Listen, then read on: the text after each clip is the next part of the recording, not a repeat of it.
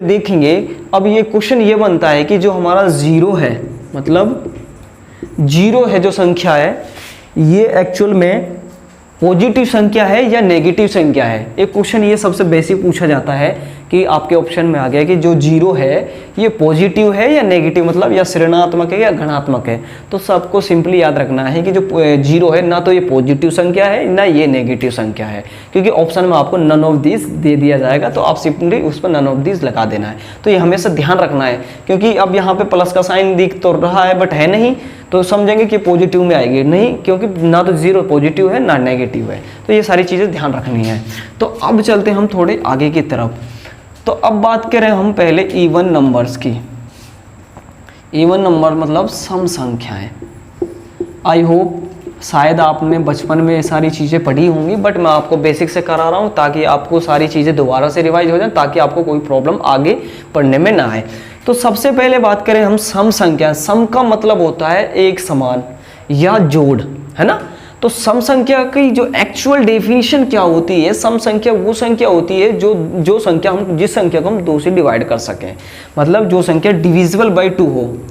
Divisible by two मतलब जो संख्या दो से भाग हो जाए, जो संख्या दो से भाग हो जाती है उसको बोलते हैं हम सम संख्याएं। दूसरी बात क्या ध्यान रखनी है, अगर आपको इकाई के अंक पर मतलब यूनिट डिजिट्स, अगर आपको यूनिट डिजिट मतलब इकाई का अंक, अगर आपको जो इकाई का अंक 0, 2, 4, 6, 8, अगर आपको इकाई के अंक पर किसी भी संख्या के इकाई का जो अंक है इनमें से, इन पांचों संख्याओं में से आपको देखने को मिले, तो आप समझोगे कि वो संख्या दो से भाग होने वाली है और वो सम संख्या है। फॉर एग्जाम्पल, आपको इतनी बड़ी संख्या दे दी जाए तो आप अब इस संख्या को क्या आप दो से भाग करोगे? 2 छकी 12, 2 अट्ठे 16, 2 एकम 2, 2 अट्ठे 16, 7 2 तिया 6, 2 नम 18, तो काफ़ी टाइम लगेगा ना। तो हमें क्या करना है, सिंपली बस जो लास्ट में डिजिट है ना उनको इससे मैच करना है कि ये वाली 5 डिजिट इसमें से लास्ट में है, तो हम समझेंगे कि सम संख्या है। अब आप तो करोगे इसको भाग करोगे ना तो काफ़ी टाइम लग सकता है। तो कहने का मतलब ये कि अगर यूनिट डिजिट मतलब लास्ट में जो अंक लिखा हुआ है उसको बोलते हैं यूनिट डिजिट। तो अगर यूनिट डिजिट इन संख्याओं में से किसी एक में है तो हम कहेंगे वो सम संख्या है। अब चलते हैं हम इसके विषम संख्या की तरफ, मतलब ऑड नंबर क्या होते हैं।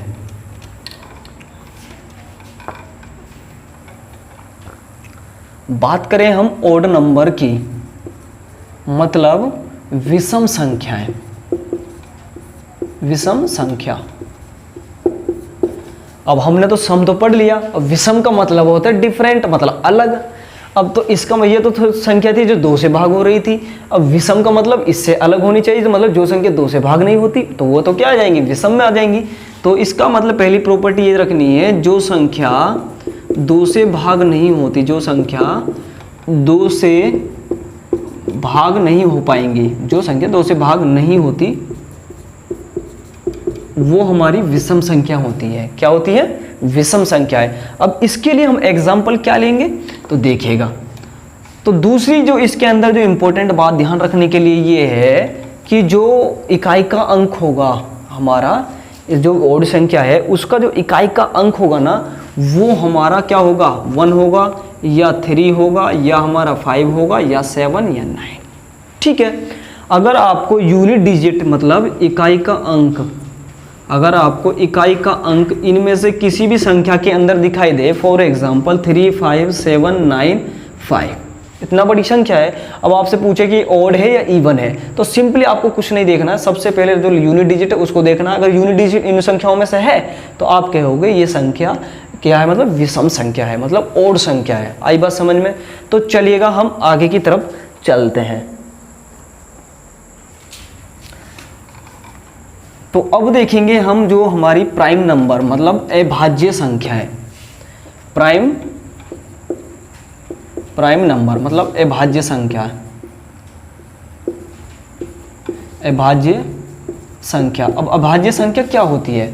अभाज्य संख्या वो संख्या होती है जो खुद से भाग होती है, मतलब ना वो 2 से भाग होती है ना 3 से, मतलब सेल्फ डिविजिबल नंबर जो खुद से भाग होता है। जैसे फॉर एग्जांपल मान लीजिए 7 है, तो 7 किसी भी संख्या से भाग नहीं होगा क्योंकि खुद से ही भाग होगा। 5 है, 3 है, 11 है, 13 है, आपका इस तरीके से 17 है। तो इस तरीके से हमें ध्यान रखना है कि पहली बात तो ये कि रखनी है कि जो अभाज्य संख्या वो होती है जो खुद से भाग होती है, खुद से भाग होने वाली संख्या अभाज्य होती है।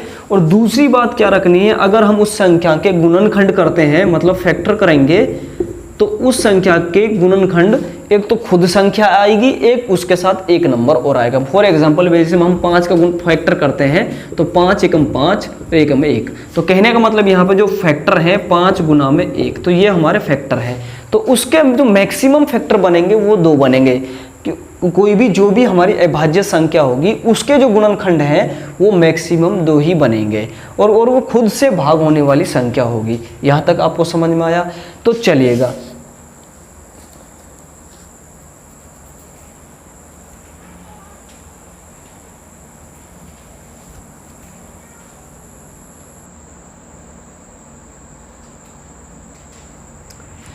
अब एक क्वेश्चन आपसे इस तरह से पूछा जा सकता है कि आपको एक सबसे छोटी अभाज्य सम संख्या बतानी है।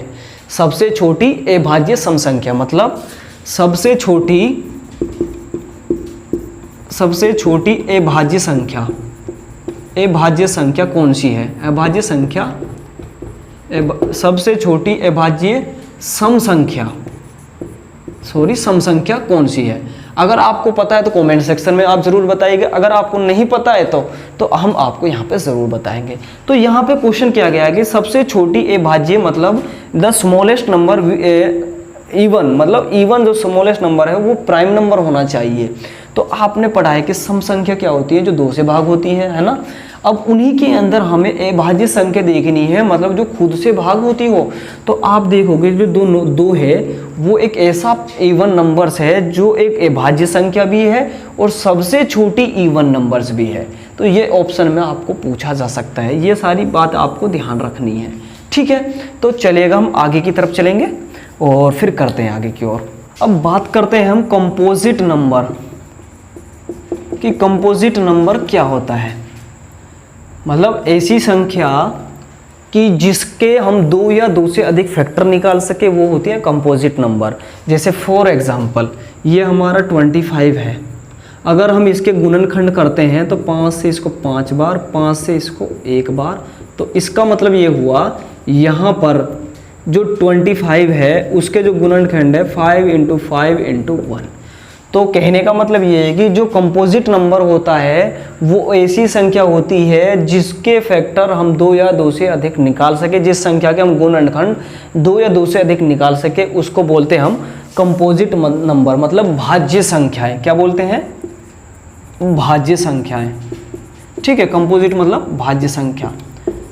अब भाज्य से खुद को समझ में आ रहा है कि जो भाग हो सके, है ना, तो उसको बोलते हैं भाज्य संख्याएं। अब एक क्वेश्चन ये किया जा सकता है कि आपको एक ऐसी संख्या बतानी है जो ना तो अभाज्य है, ना सम है, ना विषम है, ठीक है। तो आप देखोगे अगर हम बात करें 1 की, ठीक है, 1 ना तो सम है, ना विषम है और न अभाज्य है न अभाज्य है, ठीक है।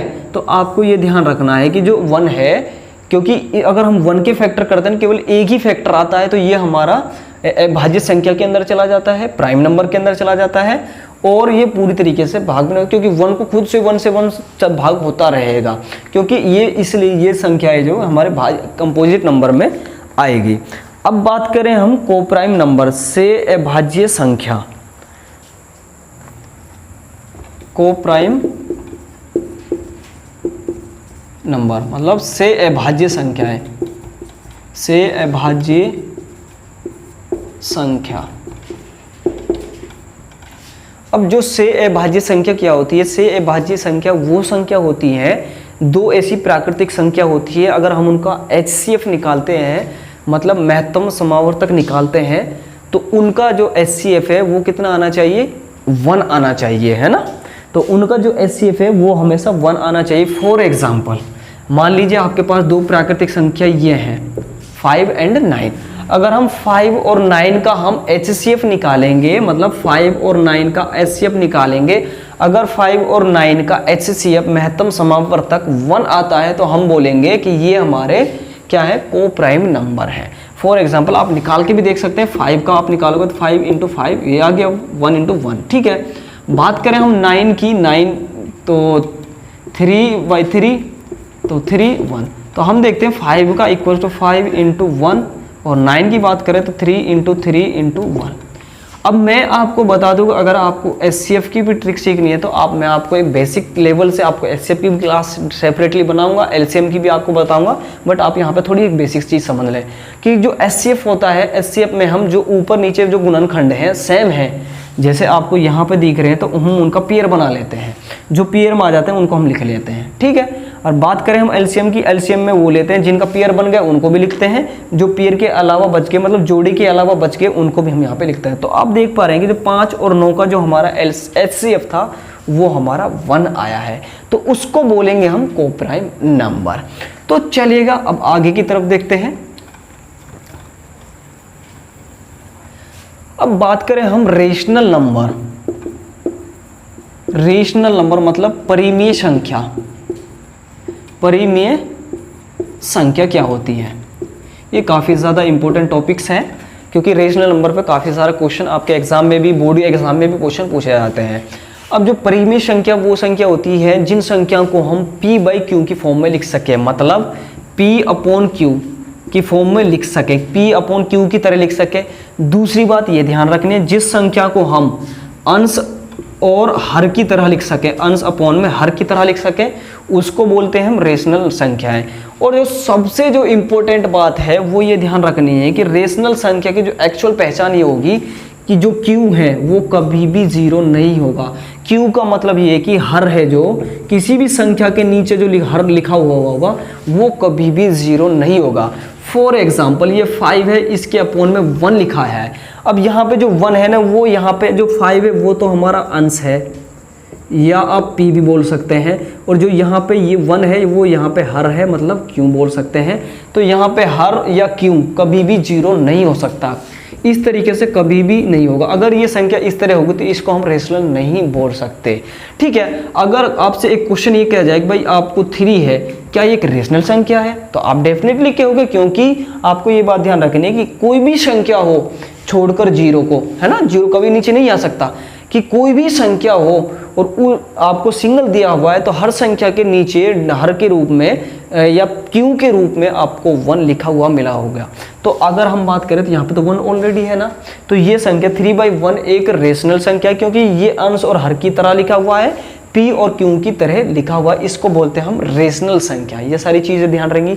बात करें अब पाई के बारे में पूछा जाए, मतलब 22/7 क्या एक रेशनल संख्या है? ये भी तो क्वेश्चन आ सकता है कि पाई है जो ये रेशनल संख्या है, मतलब परिमेय संख्या है या नहीं है, क्योंकि जो पाई है ना वो रेशनल संख्या नहीं है, क्योंकि अगर हम 22 से इससे डिवाइड करते हैं तो काफ़ी लंबी डिवाइड चली जाती है, अभी तक इसकी कोई कैलकुलेशन नहीं निकल पाई है, इसलिए ये जो पाई है ये एक रेशनल संख्या है, रेशनल संख्या नहीं है। अब बात करें हम जो इसका लास्ट एंड फाइनल टॉपिक्स बच गया है वो क्या है? इर्रेशनल संख्या है, मतलब इर्रेशनल संख्या, मतलब अपरिमेय संख्या, अपरिमेय संख्या। अब अपरिमेय संख्या वो होती है जिनको हम P/Q की फॉर्म में नहीं लिख सकते, जिन्हें हम P/Q की तरह नहीं लिख सकते, जिन्हें हम अंश और हर की तरह नहीं लिख सकते, उनको बोलते हैं हम अपरिमेय संख्या। फॉर एग्जाम्पल जैसे मान लीजिए आपको दिया हुआ √7, भाई √7 है, अब हम इसका रूट तो कर नहीं पाएंगे, तो इसी तरीके से बात करें हम √ आपका 17, ये भी अपरिमेय संख्या है। अब आपको एक क्वेश्चन ये दे दी जाए कि अब भाई √9 है ना, अगर √9 परिमेय संख्या है या अपरिमेय संख्या है, आप मुझे बताओगे कमेंट्स में कि जो 9 है परिमेय संख्या है या अपरिमेय संख्या है, ठीक है। तो आज की वीडियो में हम यहाँ तक करेंगे, क्योंकि आज की वीडियो में हमने जो नंबर सिस्टम से लेकर जितने भी नंबर्स थे वो सारे कवर किए हैं। अगली वीडियो में हम सारी संख्या को थोड़े हायर लेवल तक पूछेंगे, कौन सी संख्या 2 से भाग होती है, किस तरीके से एग्जाम हमारे के अंदर, और 2 से लेकर 20 तक की संख्याओं की हम ट्रिक्स सीखेंगे कि ये संख्या 2 से कब भाग होगी, 3 से कैसे भाग होती है, और 11 से लेकर 17 से लेकर 18 से लेकर कैसे कैसे ये संख्या भाग होती है। तो वो हम अगली वीडियो में डिस्कस करेंगे। और वीडियो को जितना हो सके अपने यार दोस्तों में शेयर करिएगा, लाइक्स और कमेंट्स जरूर करिएगा। मिलेंगे अगले वीडियो के साथ। थैंक